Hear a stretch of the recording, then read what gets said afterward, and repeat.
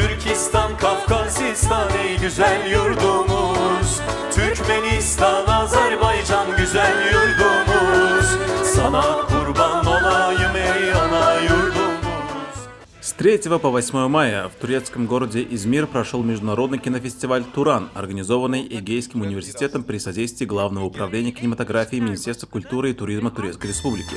Масштабный культурный форум, направленный на популяризацию киноискусства тюркских народов и развитие международного гуманитарного диалога, стал значимой площадкой для демонстрации творческих достижений Туркменистана.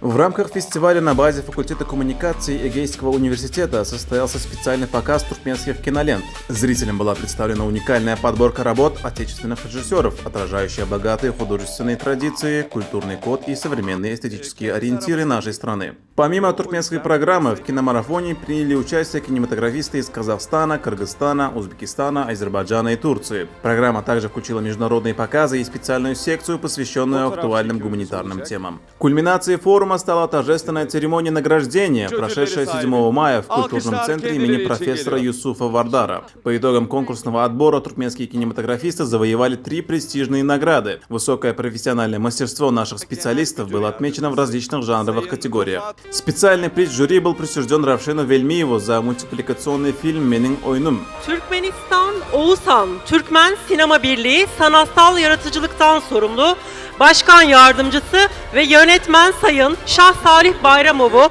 alkışlarınızla davet ediyoruz.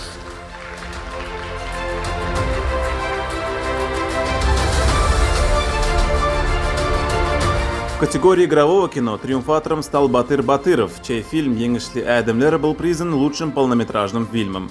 En iyi Türkmenistan film ödülünü izleyeceğiz hep birlikte.